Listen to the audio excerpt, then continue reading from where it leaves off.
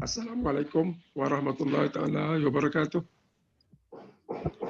Waalaikumsalam. Apa khabar semua? Sihat eh? Sehat. Alhamdulillah. Yeah. The PKP has been extended and cover more state. But I don't think the situation is too bad. But I think they want to control it.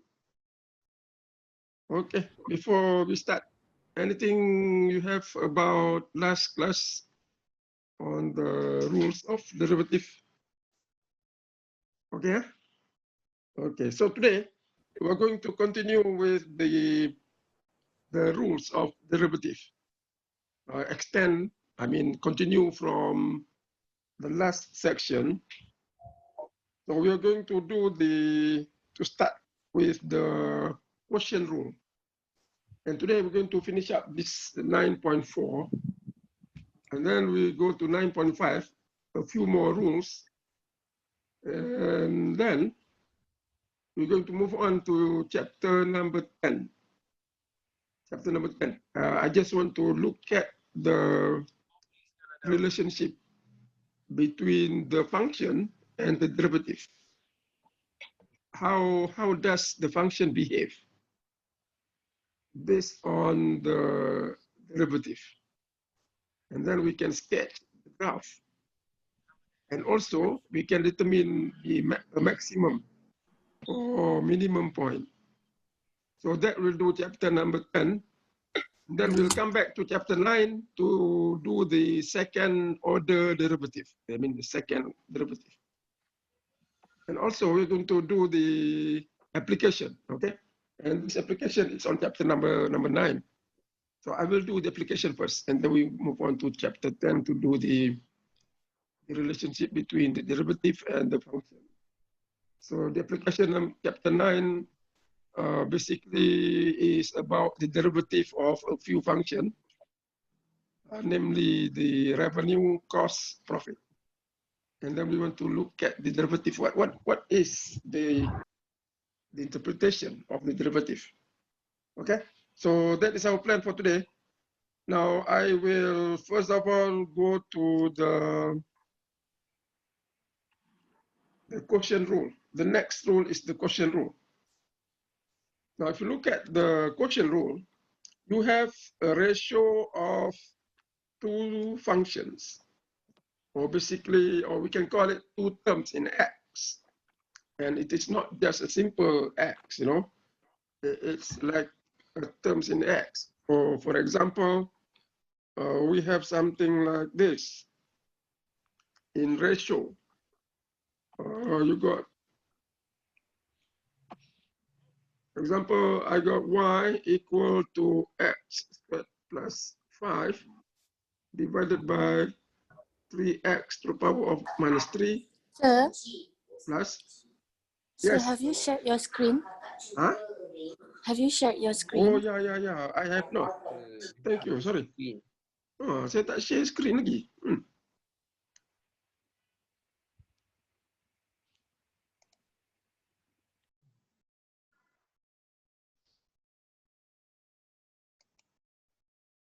Ya, benda tu yang penting.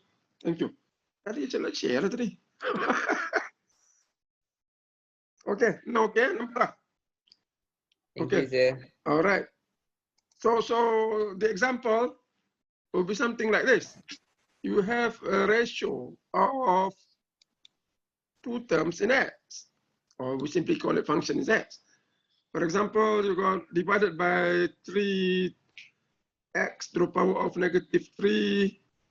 I'll put a minus sign.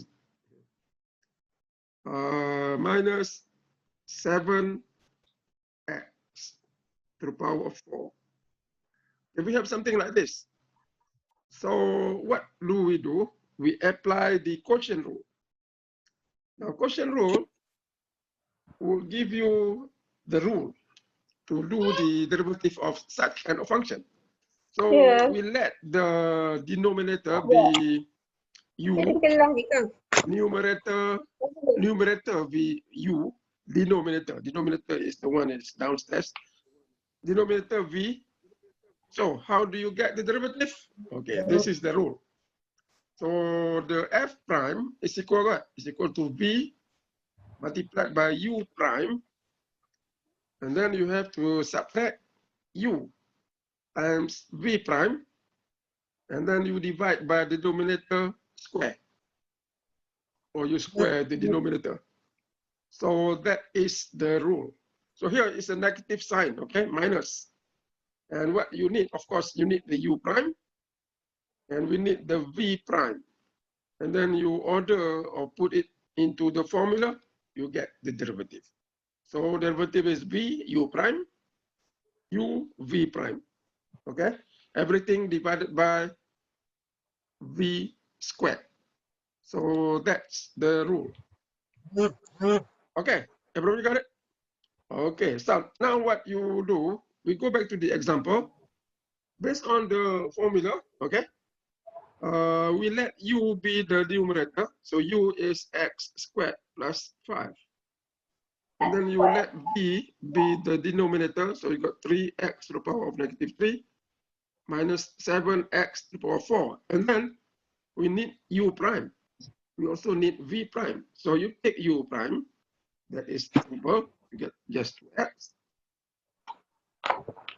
And then you do the derivative of the v, I got v prime. Now what is v prime? That is negative 9x. Reduce the power by 1, that will be negative 4 minus 28x cubed. So that is v prime. So you put into the formula, what the formula say? The formula say y prime is equal to what? V u prime minus v prime u divided by v squared. Is that right? Sometimes, sometimes we can make mistake about which prime come first. So v u prime, u v prime. So we are at v u prime, v prime u. Okay, or u v prime, doesn't matter. So that would be equal to, you substitute everything. So I got v, which is 3x to the power of negative 3 minus 7x to the power of 4. The multiplied by u prime, that is 2x. And then you take away v prime, which is negative 9x to the power of negative 4 minus 10 to 28x cubed, multiplied by u, x squared plus 5. Everything divided by the square of the v. So 3x to the power of negative 3 minus 7x to the power 4, everything squared. So if you look at this, probably you can simplify, you can write another step, you multiply out. Probably this thing is quite simple to multiply. This one is not that easy. So, we don't have to simplify, just leave it as the rule. Okay? If it is very simple, then you can simplify. Otherwise, just leave it like that. So that will be sufficient. Because our purpose here, we just want to look at the rule. All right? We don't want to simplify. Unless you have another thing that you need to do. Okay. Any question about the rule? So that is quotient rule. So they have a few more examples given in the book. Let's see, is there any other example that we can look at? Okay.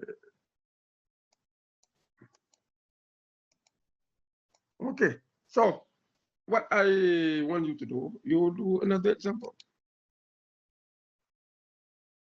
Another example. Okay, here, this one. This function here, can you see the last function? X to the power of 4 minus 12x squared plus 20x. Everything divided by x squared minus 4 squared. Now, I want you to differentiate this function. So instead of using f prime equal to this function, you use f of x or y. Okay, so take derivative of that one. So what you do here is that you just don't consider the derivative, you let y be equal to, okay, that function. So take derivative. So the function is this. Forget about the f prime, okay? So now we just use this as an example to do the derivative. So you let f of x or y be equal to this ratio, and then take the derivative. Do you understand what I say? Okay, take the derivative now. So this one now becomes the u, the x squared minus 4 squared now is the v. So do that derivative. Apply the quotient rule. Okay, do it in a few minutes.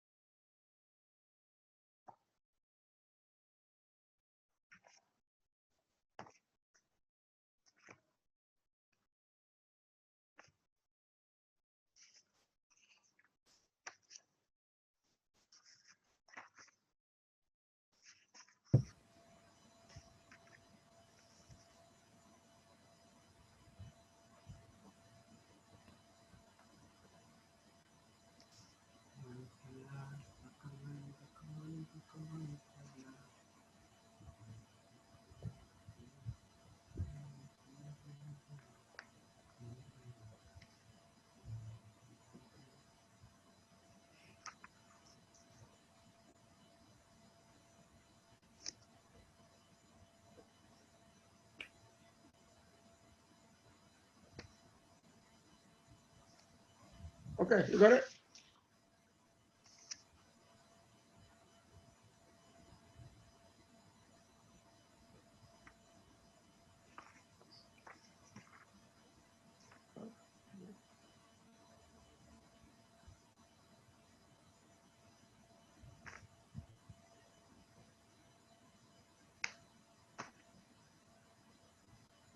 Okay, what do you get? So you let u be the term on the top. Okay. So the u prime would be what? Would be x 4x cubed minus 24x plus 20. So that is u prime. All right. Now v is the whole thing at the denominator. So you got 2. Have you oh, the second one we have not done the rule. So hold it, okay? Hold it. We're going to learn another rule in order for us to do the derivative of the term in the second part. So that one we haven't learned. I thought we do it already. So the one, so here, hold it. Okay, put on hold. I come back to that one. But now, you look at the term in the denominator. It's something like v equal to x squared minus 4, right? X minus 4 to the power of 2. So here you have not just a simple x, It's not like you have x squared to the power of 2. Okay, that one is easy to do. But here you have another term. So you have a compound term in x. So in order for us to do the derivative, this kind of function, we do the general power rule. So there is another rule, all right, of derivative. That is the general power rule. Now this is in 9.6. Okay, 9.6, you have the general power rule. And then we have another rule which is called the chain rule. So now we are in 9.6. And I will come back to that function afterwards. So let's look at that rule.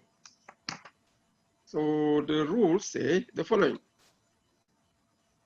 I will show you the rule. If you have something like that,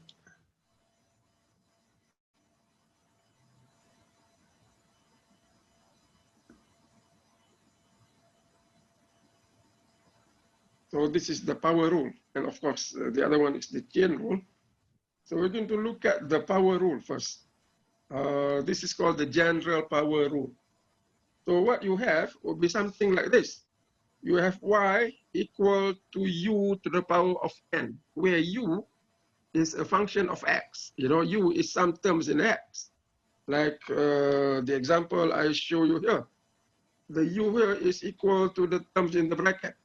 So in other words, instead of using v, we use the more general term function, x squared minus 4 to the power of 3. Okay, this is another example. So here what you have is not just a simple x, all right? You have what is called a compound terms in x. So you let that function, or you let the term be equal to u of x, or just simply equal to u. So this is called the general power rule. Now, when you have such terms, how do you take the derivative? We apply the general power rule. So that is the rule. So when you have y equal to u to the power of n, what do? You bring down the power, all right, n. And then you multiply by u, everything terms in the bracket. Reduce the power by 1, and then you have to take the derivative of the u and multiply by everything that you have earlier.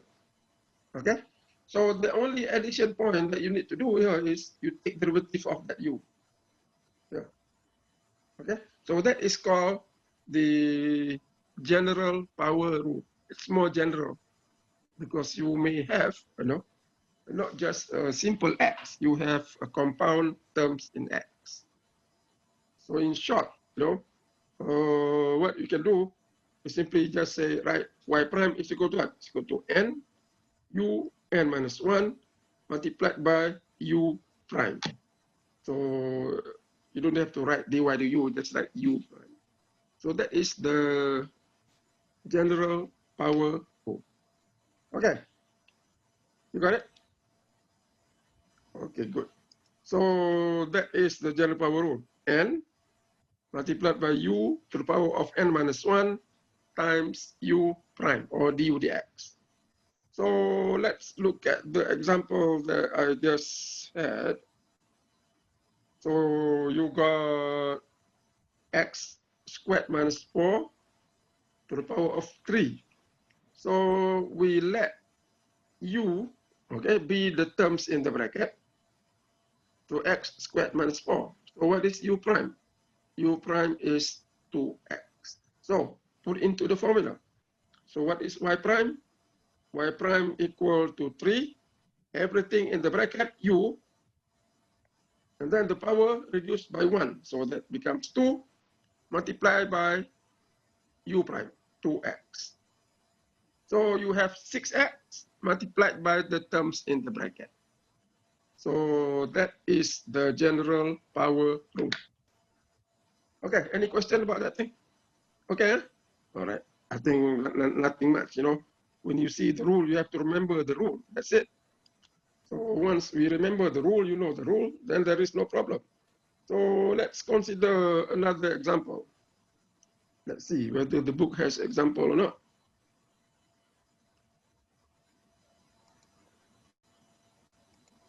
I think you go to the book. I don't have any good example in this thing. We go to the book, you look at the power rule, 9.6. Do one question. Example number 5. Okay, I want you to do the example number 5 in that book. So in the book, you have example 5. Okay, do that one. You got y equal to 3 multiplied by that terms in the bracket to the power of 1 over 3. Okay, do that now. I give you 2 minutes.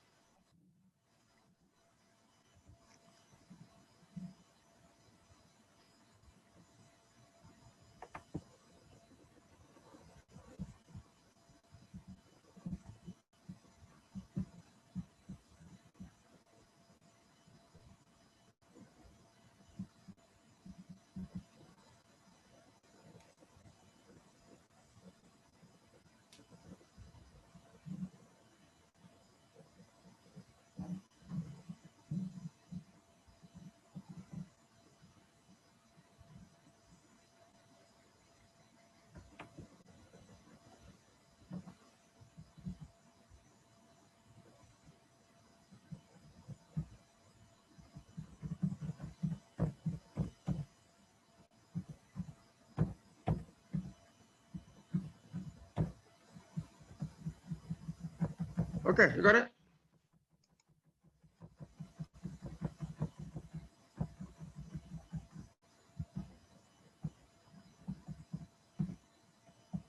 So what do? You let u be the terms in the bracket, okay? Which is what? Which is x to the power of 2 minus 3x plus 1. Everything power of that cube root, so 1 over 3. So you take the u prime. What is u prime? No, you don't do that. You let u be the terms in the bracket. So you don't need that power. You just need the terms in the bracket, okay, without the power. So what is it equal to? That will be equal to 2x minus 3. So you apply the rule. What is the rule? The rule says y prime equal to n u to the power of n minus 1 multiplied by u prime. So what is it equal to? It will be equal to, you have a constant, okay? But the constant, you don't worry about the constant. The constant will just follow the derivative as we learned earlier. So we got 3, okay? Don't worry about that 3. The 3 will just follow the derivative. Multiplied by what? 1 over 3. The power of the u. Now you multiply with that u, okay? So I can use u just to indicate the formula. N minus 1, which is what? 1 over 3 minus 1. That becomes negative 2 over 3 multiplied by u prime, which is 2x minus 3. So now you have to substitute back u. And then that will be equal to what? 3 and 3 will cancel out. So that u will be x squared minus 3x plus 1 to the power of negative 2/3 multiplied by 2x minus 3. So that is the u prime, or the derivative of the function y.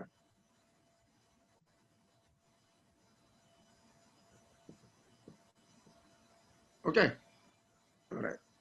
Now let's go back to the example that we have earlier, okay? The power rule. Because when we were doing it, we don't know how to do this, the derivative of the function at the bottom. So we come back to that example. You have, what, go back to, you do it later. Okay, so this one you hold, you do at home. Okay, I want to go back, that will be 9.5. Oh, ini belakang lu. I couldn't find it. So let's move on. So that is the general power rule. Now the other rule in this section is the, okay, this one you do at home. Okay, the one that I want you to do the power rule, but you have a term in the at the bottom. So now let's the quotient rule. Now the other rule in 9.6. This is the chain rule. Okay, chain rule. Chain rule actually is similar to the power rule, but the difference is how you put in the terms. So let's look at the chain rule. So I go up back. You have the chain rule. That's the chain rule. So you have something like this in the form.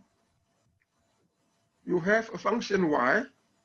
You know, y is equal to u, or y is a function of u, where that u is a function of x. So you have basically two functions, and each depend on the other. So y is a function of u. U is a function of d. Okay? So what do you have? Or how do you get the derivative? We use the chain rule. In other words, you have to do dy dx indirectly through u and x. Okay? So that is called the chain rule. Now, how do you do that? Okay, it's quite simple. You have y as a function of u as a function of x. Now you want dy dx. All right, so what do? You take the derivative of the y with respect to u. So you got du, dy, du. Okay, and then you take the derivative of the u with respect to x. So you got du dx. And that would be the chain, okay? You multiply dy du to du dx. So that will be dy dx. You can see here du and du will cancel out, okay? So basically you have dy dx, but it's not straightforward. You have to go through u, okay? Dy du, and then du dx, or f prime, g prime.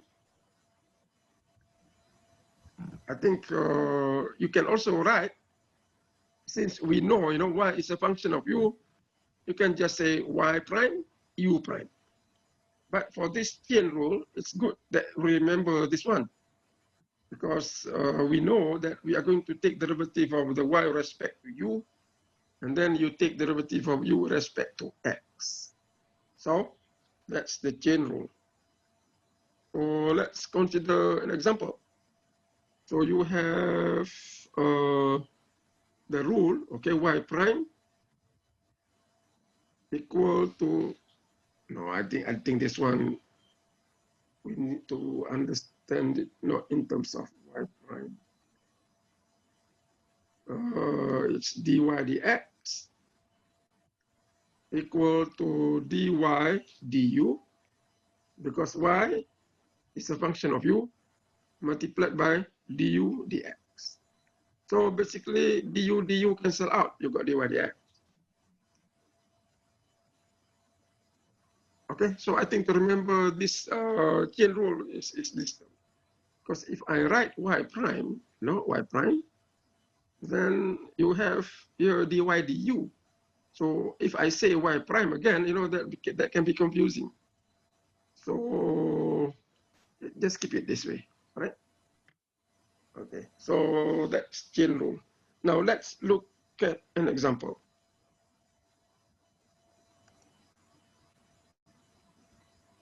Okay, example would be like this. You have, I think sometimes the example in the book, they give you just like the power rule. So let's look at another example. I'll give you another example. I'll just give you another example by like this. Let's say y equal to u to the power of 5. And u is equal to 5x to the power of -3 plus 11x. So here you see the chain rule, where you have y is a function of x. No, I'm sorry, y is a function of u a function of x. So you apply that rule, where it's just a chain rule. So what do? We need dy du, okay? And then you need du dx. So what is dy du?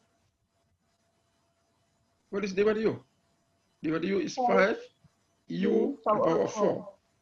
And what is u prime, or du dx? It's equal to -15 x to the power of -4 plus 11. So put into the formula, what do I get? I get dy dx, or you can use y prime. That will be equal to dy du, which is 5 u to the power of 4, multiplied by du dx, which is -15 x to the power of -4 plus 11. And then finally, last step, you put in the u, okay? What is u? U is everything there in the bracket. Here is the u. So you put that u here, okay? So you write another term. So that you will put U in terms of X.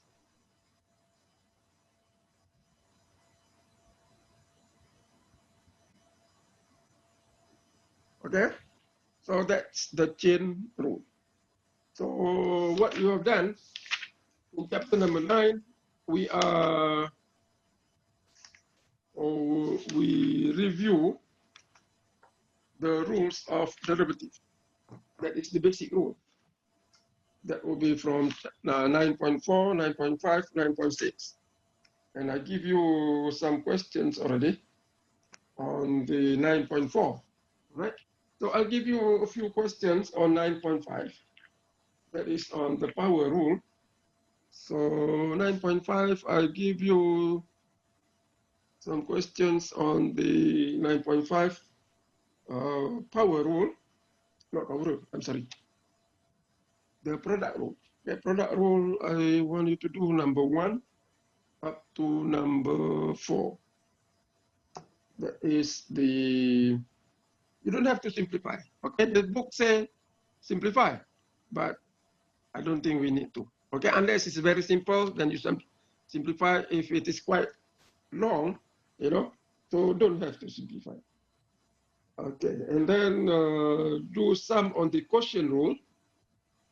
So quotient rule, do number 11, number 13, number 14. I think that will be enough. So that is quotient rule. And then on the 9.6, on the chain rule,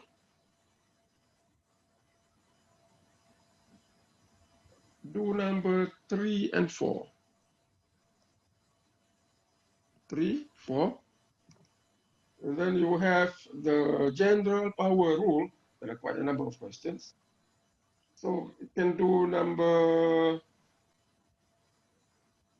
16 up to number 22. Okay. Here you just do a few. Okay? You don't have to do all. Do a few from there.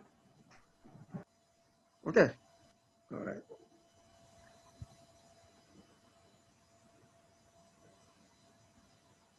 Okay. Any question? Anything? Now we are going to move on. We are going to look at the applications. The applications on 9.4, 9.5, 9.6. And if you look at the applications are about the same. It's just that we apply the different rules of derivative. But the application basically is same thing. We are looking at the revenue, the cost, profit. Okay? And the functions are different. So go back to 9.4. We look at the example. Okay? The example that would be dealing with this application. So I want you to read a few examples. I don't think that's very difficult. So you read example number 6 on the world tourism. Okay, this one I want you to read at home. What I will do, I will go to example number 10. That is on the revenue. And then we go to 9.5. You will see also example number 4. Okay? That is also revenue. And then you look at 9.7. That would be another set of applications which deal with, again, you know, it's either revenue and cost. And then it's 9.9. So what I will do, you have the similar example, you know, revenue, cost, profit. So we are going to make this, go through this in lump, you know, in lump form. So 9.4, and then the main application is 9.9, all right? So let's look at 9.4, 9.5, 9.6. I just want to see the idea, you know, idea of the revenue. So we look at 9.4. Okay, 9.4.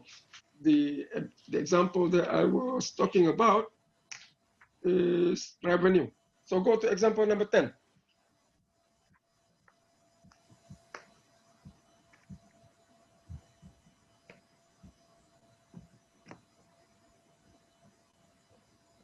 Okay, look at example number 10.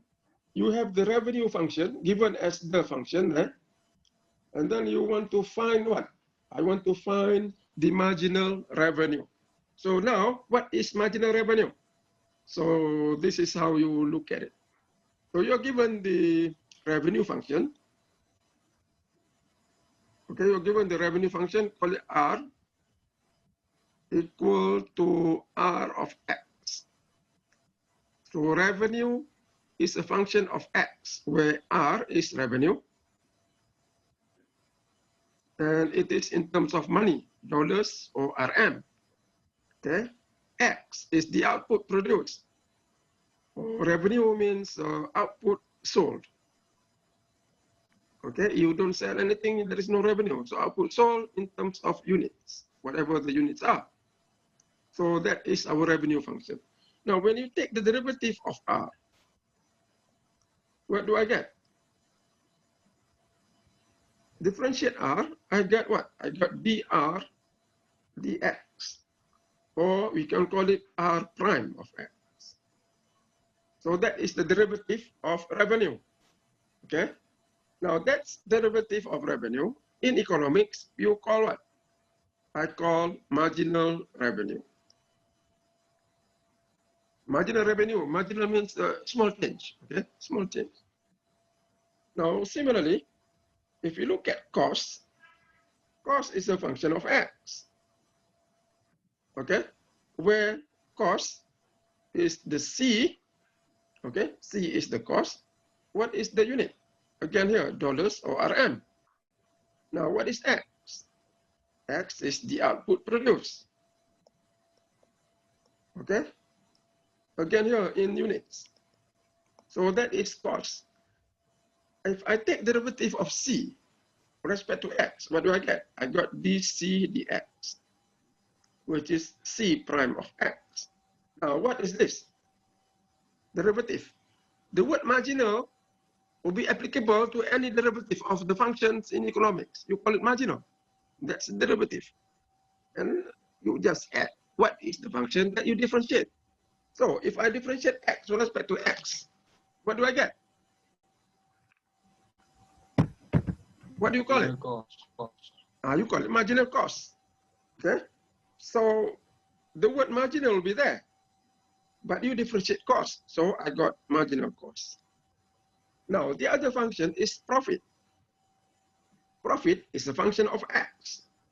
Again, okay, profit, you call it capital P, that is a function of X, where profit, P, okay, the units are what? Dollars or RM. And X is the output sold in units. So profit, you take the derivative. What do I get? I get dP dx, or P prime. Okay? Now, what do you call that function? The derivative of P with respect to X, the profit. We call it what? Marginal profit. Okay, so derivative, marginal cost plus marginal profit. So derivative of functions in economics, we call it marginal. Marginal means small increase. Okay, so these are the marginal revenue, marginal cost, marginal profit. So go back to example number 10. The question says, find marginal revenue at X equal to 500. So how do you do that? You have to do what? Take the derivative of P, sorry, of R. So I need R prime, or dr dx, What is it equal to? So we differentiate the function. What do I get? I get 1,500 minus 0.02 multiplied by 2, that becomes negative 0.04. X squared becomes X. So that is marginal revenue, okay, the derivative of the revenue. And then I want to find the marginal revenue at X equal to 500. Okay, at X equal to 500, what is R prime? R prime equal to, you substitute. Okay, substitute, what do you get? Okay, do it now. Get the number. What is the R prime when X equal to 500?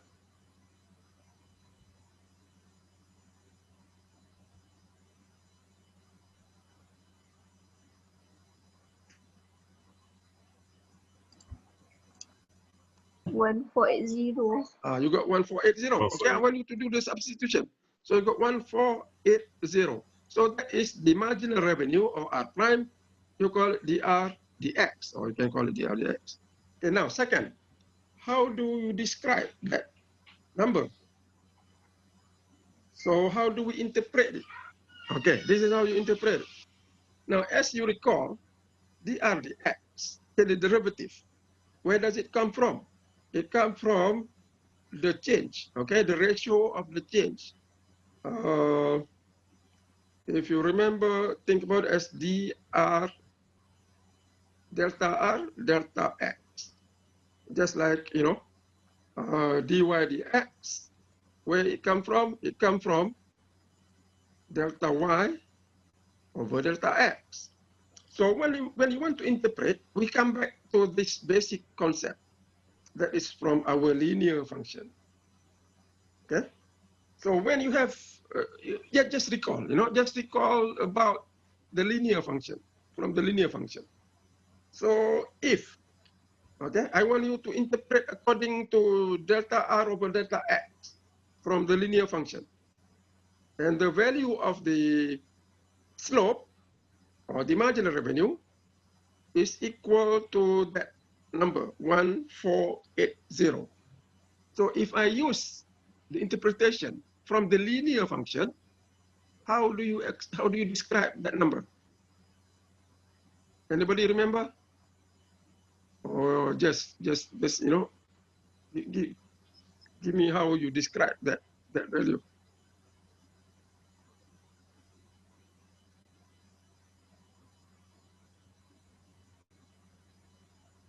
Suppose the unit, okay, the goods or X is in terms of unit. The revenue is in terms of dollars or RM. Okay, how do you describe that 1480 in terms of the slope from chapter number 2 or chapter number 2? Chapter 2. Anybody remember?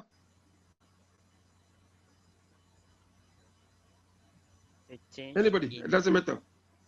The change in R is 1480 per unit change in X. So you remember the interpretation. If X increased by 1 unit, revenue will increase by how much? 1480. That's the, or you can say the revenue increase, the increase in revenue is 1480 per unit increase in output. Okay, so that is our basic interpretation.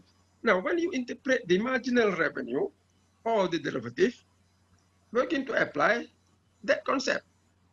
Okay, so we're going to use a unit, okay, a unit increase or a unit change, but of course with a slight addition. So this is the thing that I want to say. We're going to build up from there, okay, and then we're going to add another statement. So the marginal derivative at that x equal to 500, where you got 1480, meaning that revenue will increase by how much? By RM or dollars, 1480, if Okay, output increased by how much? By 1 unit. Because when you interpret, the X will increase by 1 unit. You cannot say X increase by a very, very, very small amount. Okay, because application, we're talking about what? We're talking the basic is 1 unit. Okay, so revenue increases by 1480 if output increases by 1 unit. Or you can say for a unit increase in the output, revenue will increase by 1480. Now that is not the end of the story. We have to add, okay? You have to add where you take the derivative at x equal to what? At x equal to 500. Or you can say in words, when the output sold is 500 units. Okay, now I ask you a question. Why do we need to say that point where you take the derivative? Why? Why is that so? If you look at the linear function, you don't need to say where you take the derivative. You just say, you know, the increase in y for a unit increase in x will be just equal to the slope. All right. But here, everything else the same, but you have to say the point where you take the derivative. Why is that so? Why? So I give you another example. I mean, not an example. I want you to find the derivative at another point. Let's say at x equal to 1,000. Okay, what is the marginal revenue? Okay, plug in the number. 1,000. What do you get for the marginal revenue?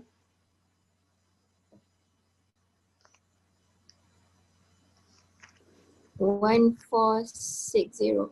1,460. So you got R prime equal to 1,460. So 1,460, 1,480, they are not the same. Okay, so remember non-linear function. Okay, non-linear function, the slope, all right, the slopes or the derivative, different. Okay, different at any 2 points. So here, if you look at the output 1,000, output 500, the R prime is different. So why do we need to say the output level where you take the derivative at? Simply because the R prime is different. Okay, so the R prime is different. That's why you need to say where you take the derivative at, or where is the current level of production. So given at x equal to 1,000, the marginal revenue is 1,460. So how do you describe it now? Anybody? Will be similar to what we were doing here.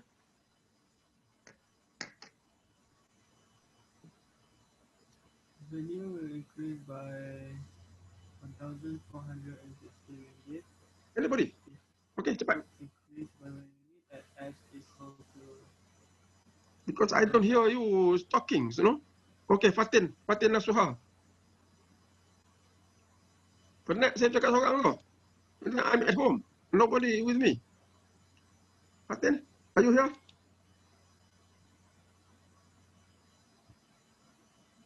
Let me try, sir. Okay, go ahead. Okay. Revenue increased by 140.60 ringgit if output increased by 1 unit when the output sold is 1,000 units. Okay, everybody hear that? So what you need to say is where is the derivative taken at? All right. So you can say like what she said very nicely, or you just say at x equal to 1,000. In other words, given currently the firm is selling 1,000 units, if output increases by 1 unit, if I sell 1 more unit, Okay, this is just another word of saying same thing. If I sell one more unit of the good of X, all right, what happened to the revenue? Revenue will increase by RM 1460. So at X equal to 1000, the way you say it, you can say X equal to 1000, or you can say, given currently the firm is selling 1000 units, if you sell one more unit, or if I increase output by one more unit, what happened to revenue? Revenue will increase by whatever the value of the marginal revenue is. Okay, so that is on the marginal revenue. So for 9.4, I will give you the application questions. So you do number 48, okay, that is on the revenue. And then another question, number 50, that is capital investment. And then number 52, the demand function. So the interpretation of the derivative will be similar, okay, will be similar. You have to mention where you take the derivative at, and then the value of the derivative would be just like the slope, okay? So you interpret it as how we do it here. So we are done with the marginal revenue. Now 9.5, you still are talking about revenue, cost, revenue, things like that. So the only difference would be you apply the product rule and the quotient rule. So here I give you one additional question. Do number 48. So 9.5, do 48. That is where you apply the quotient rule, okay? The advertising. Simple quotient rule. And then move on to 9.6. 9.6, probably you can look at another revenue question. Applying the power rule, general power rule. So 9.6, you do number 40. That is on the revenue. And then number 42. Okay, number 42, the sales. So interpretation is similar. What we need is just the derivative. Okay, so those are applications. Now go to 9.9. Okay, 9.9 are the application of the revenue, the cost, and the profit. All right, and of course the derivative is the marginal. So we have done the revenue from earlier section. So what I want to look at here is the marginal cost. So go to example number 3. Okay, example 3, you are given the cost function, and then you say the marginal cost. You want to take the marginal cost. What do? You take the derivative of the cost function. So dc dx or c prime. Okay, so you get, if you look at example 3, that will be the marginal cost as per given in the solution. Okay, so you will get, just refer to example 3. So that is the marginal cost. Now, you want to do here is at x equal to 80. What is the marginal cost? Okay, so if you look at the book again, at x equal to 80, you will see here the marginal cost dc dx or c prime, that is equal to 3.2. Right, 3.2. And of course, the x is in what? Here they give you the x. Okay, so if you look at that example, x is not just an output for output in units. It's the kitchen blenders. So here you have blenders. in units of a blender. And the cost is, of course, dollars or RM. So the marginal cost is 3.2, all right? In the spirit of the marginal revenue, okay? How do you interpret or describe this marginal cost, which is equal to 3.2? And then there is additional here. The X is given in terms of a specific product. Okay, how do you describe it?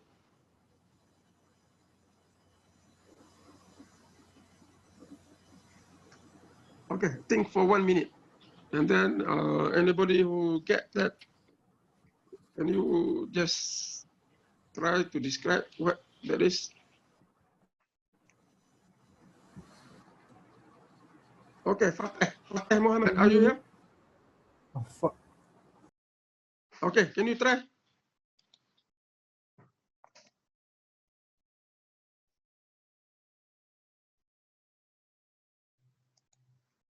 Okay, dah. Muhammad apa ni? Muhammad Aiman. Okay, Muhammad Aiman.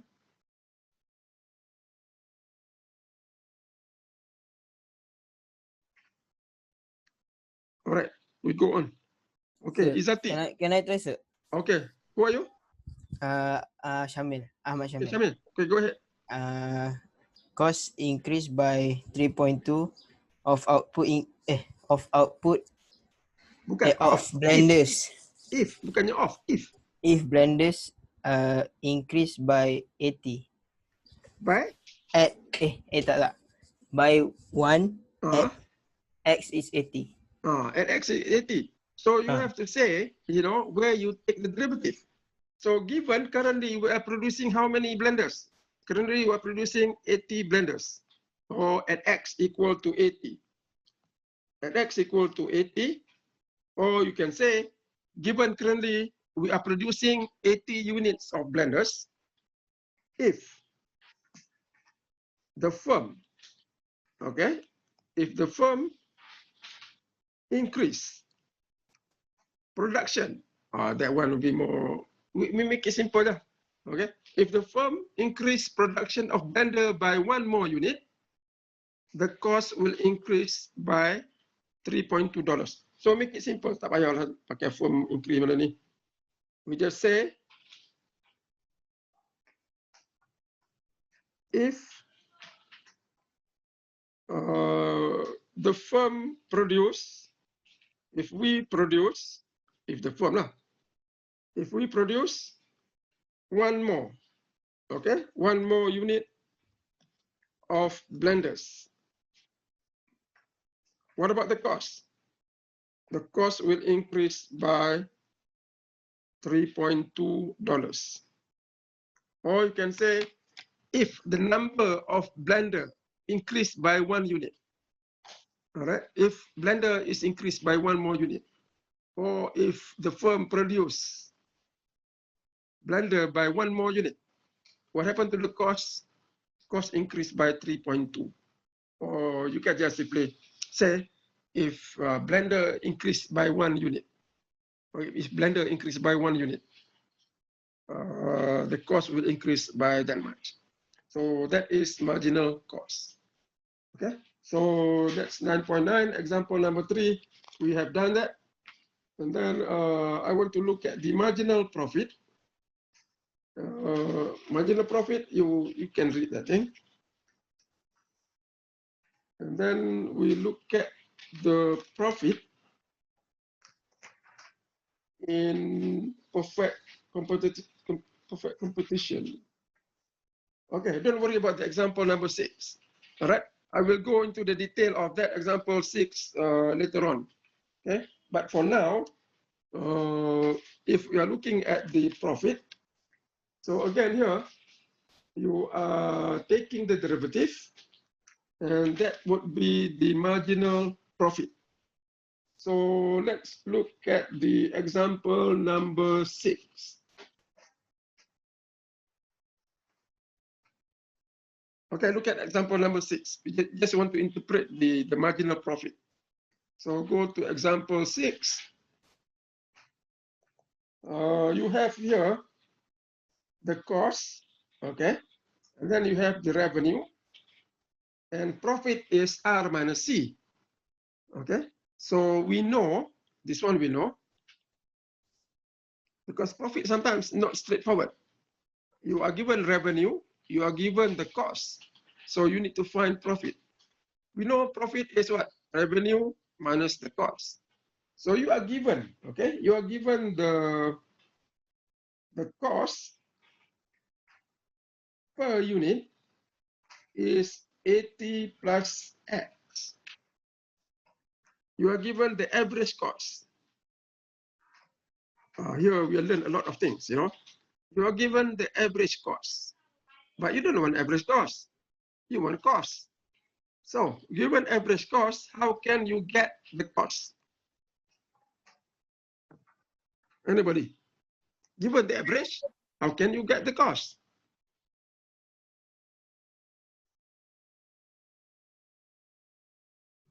Given the cost, given the output level, how can you find the average?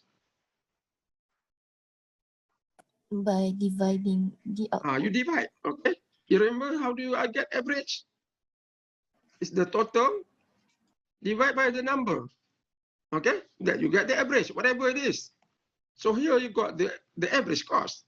So average cost is equal to what? The cost divided by X. Cost per unit. Average cost is cost per unit. Okay? So you got the average cost equal to C over X. Now you are given the average cost. You want to find C. So how do you get it? Times by X. You multiply by the X. Okay? So from that example, I can get cost C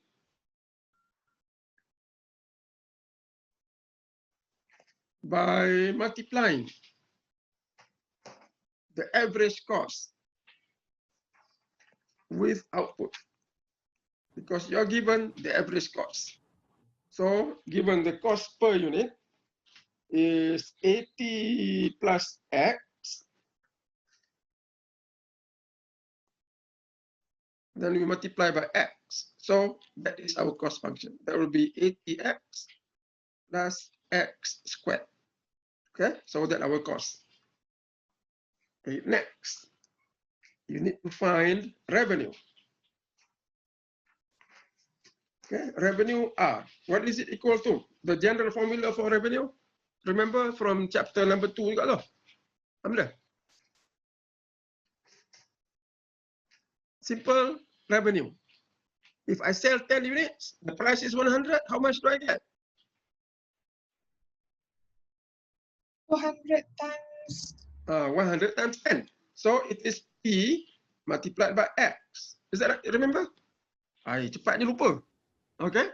The price multiplied by the output level, you get the revenue. Here the P is the price. Okay? X is the output level.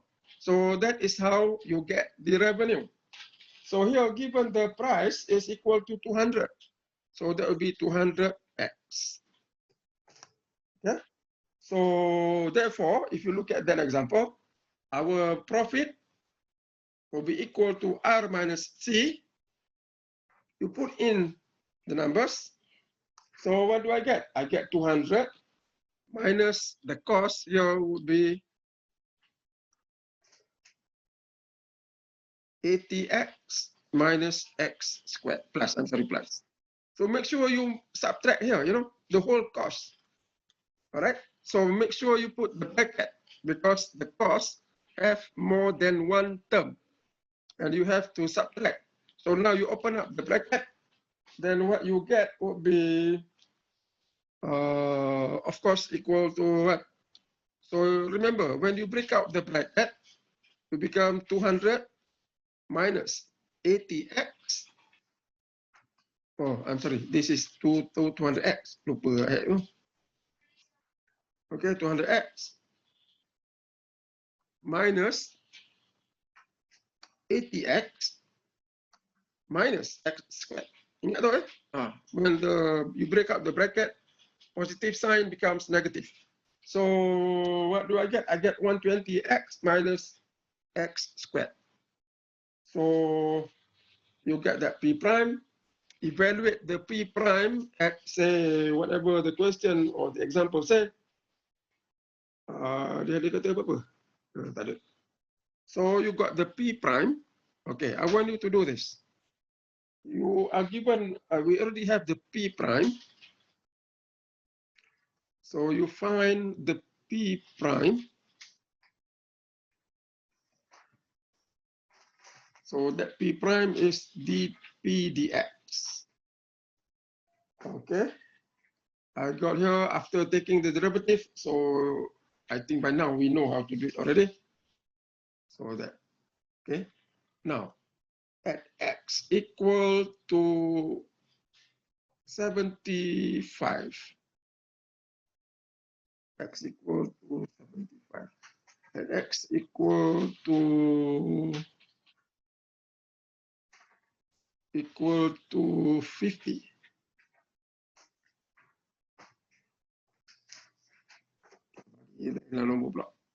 At x equal to 47. Now, what is P prime? 26. Apa? 26. 26. P prime equal to 26. All right.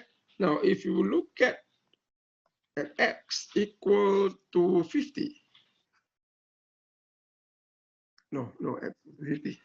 I'll give you a bigger number. At x equal to 80. What is the P prime? Negative 40. Negative Negative 40. 40. So P prime, or for that matter, the marginal cost, sometimes they can be negative, all right? Not necessarily positive. So I want you to interpret this one, okay? And of course, interpret this. So you go home, interpret that.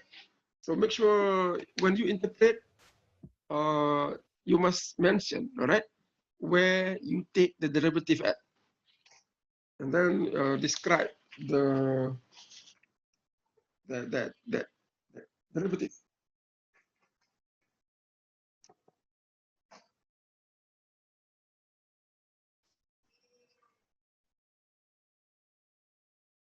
I give you. Means I need to do something else. I want you to do section 9.9. Do number 3.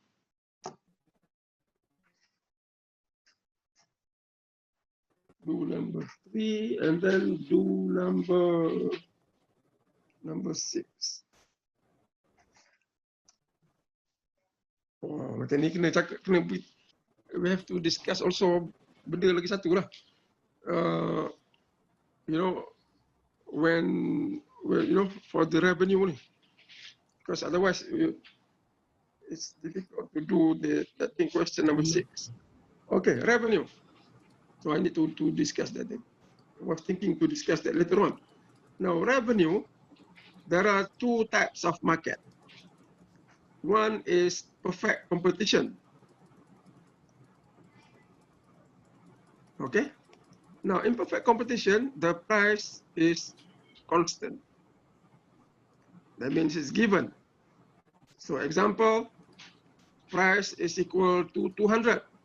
So, the example that we just considered last time or earlier, revenue is equal to Px equal to 200x.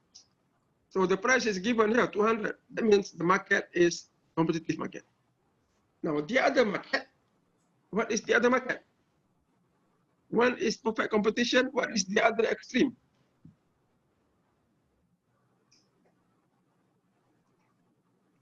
Anybody doing economics? You have a perfect competition market. Okay. On the other side, what kind of market can you have also?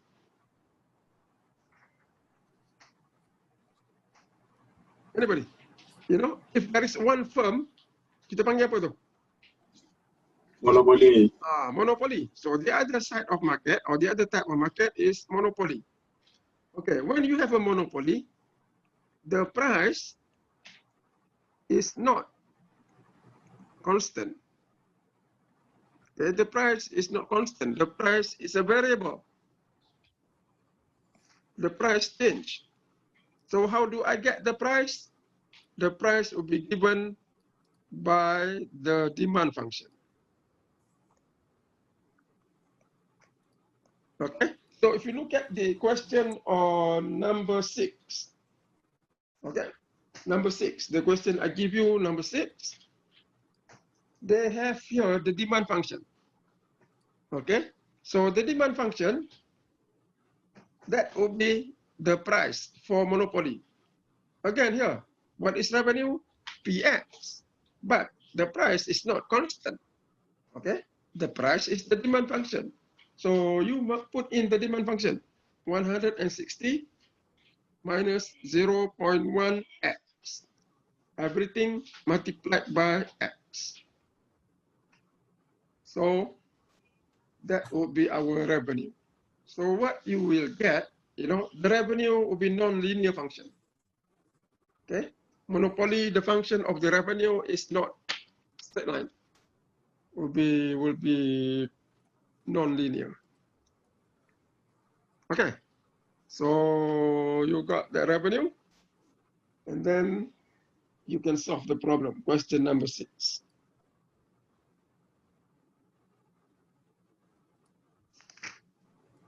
I want to give you one more question.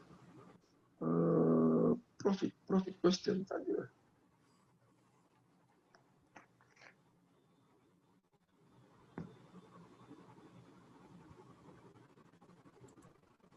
Total revenue,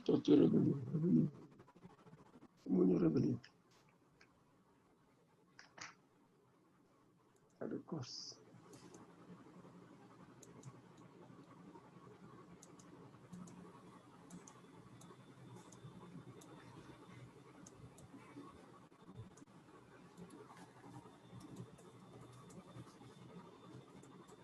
Cuba try.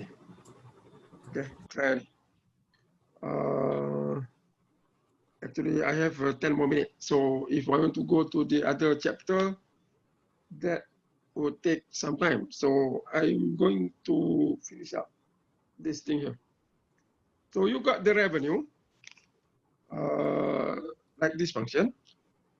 I want you to solve the problem, this problem. Example, suppose the cost C is equal to, boleh dapat atau boleh dapat? Saya pun tak tahu ni, kita try. Let's say the cost is equal to 10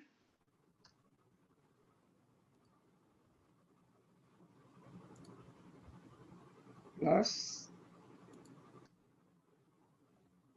x squared. Cuba ni.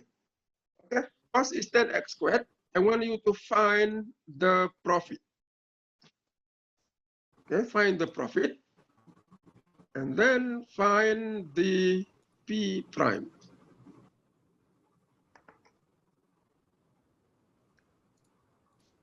Okay, do it now. We have 5 more minutes. We will conclude, with that example.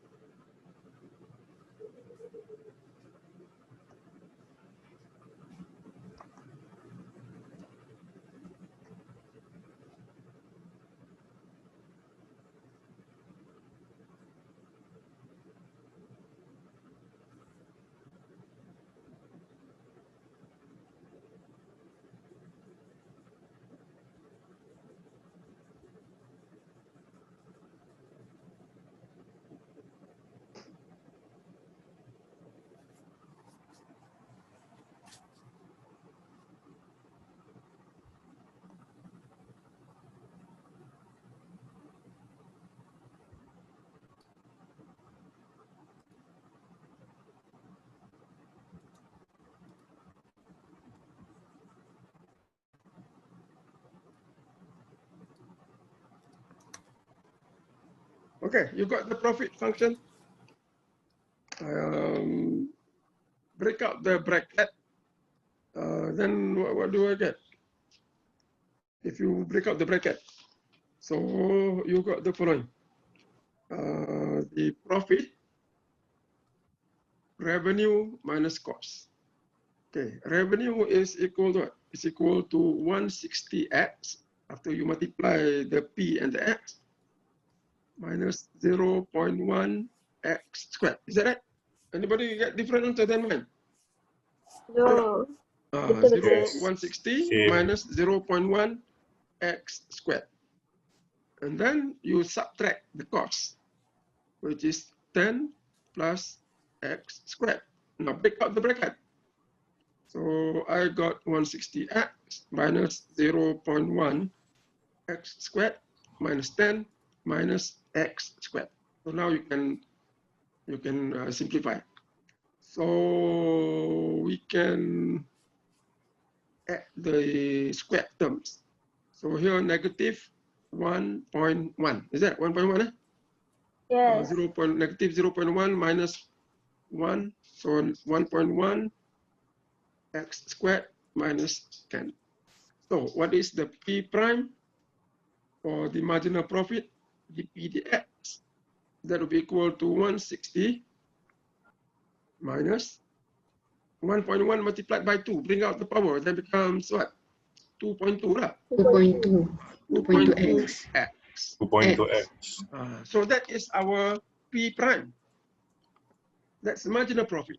So now you can take the derivative of the, you can find the value of the P prime at any x. Say x equal to 100. Okay, what is P prime? Negative 60. Berapa ni? Negative 60. Negative 60. Now, how do you interpret that? Now we are talking about profit. Okay, so let's say this question didn't give you anything. So X, again here, units. Okay, and the profit is in dollars or RM. So how do you describe the P prime equal to negative 60? Profit decrease. Okay, yeah. Can you just say it nicely? How do you do it? Profit decrease by $60. Okay. If output increase by 1 unit at X equal to 100. Okay, everybody hear what she said? So here you have a negative value. Okay, so you can say at X equal to 100, or you can say the X equal to 100 at the end, doesn't matter. At X equal to 100, or given the currently the firm is selling 100 units of the good, profit will decrease by how much? By $60. If the firm, or if output, or if the firm sell one more, okay, one more unit of X. Or you can just say profit will decrease by $60 if output increase by 1 unit. So you can just use the simple term, output increases by 1 unit. Or, if you want to make it more economic, if the firm sell one more unit of X. Okay, all right. So what if, okay, what if I want to find, instead of the P prime, I want to find the profit. All right, what is the profit? How can I find the profit? If X equal to 100, how do I get the profit at X equal to 100? Anybody? Substitute into where?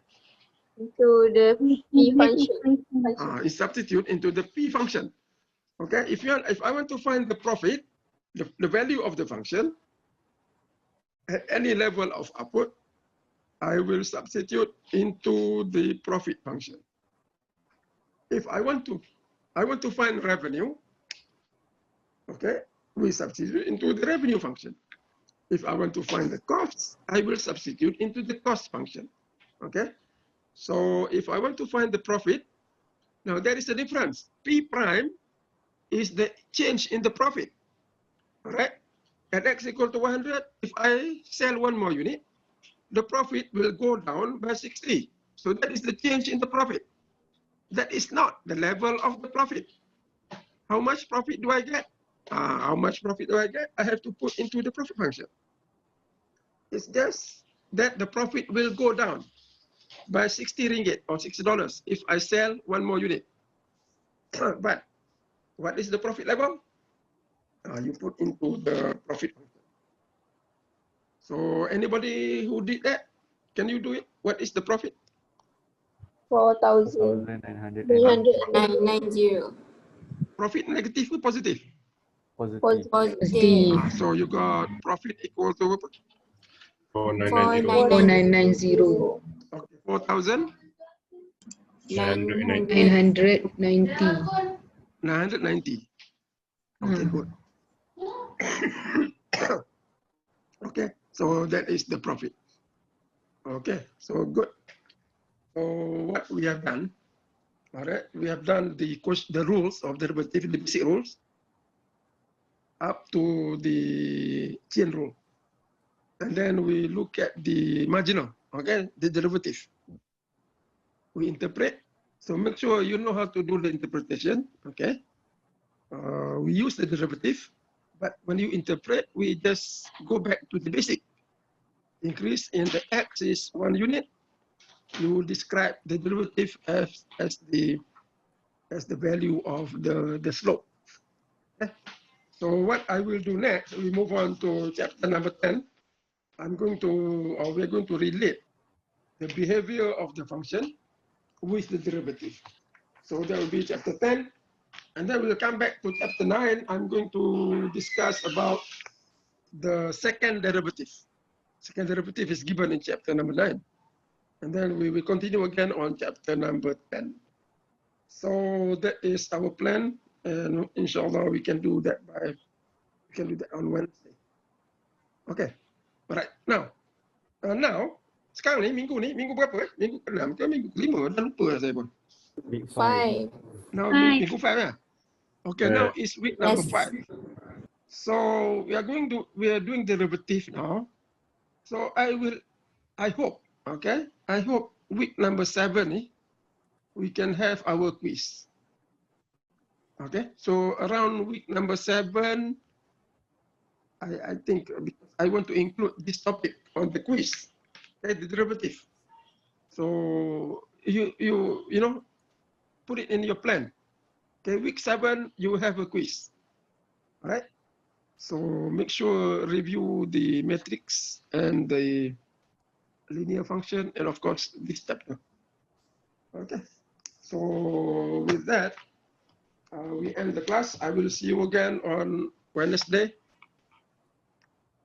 And I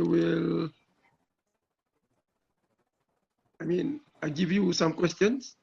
So try to do those questions because we need, the knowledge of how to do the derivative in order for you to move on to chapter number 10. Okay, so I'll see you again. Assalamualaikum warahmatullahi ta'ala wabarakatuh. Waalaikumsalam. Thank you, sir. Thank you.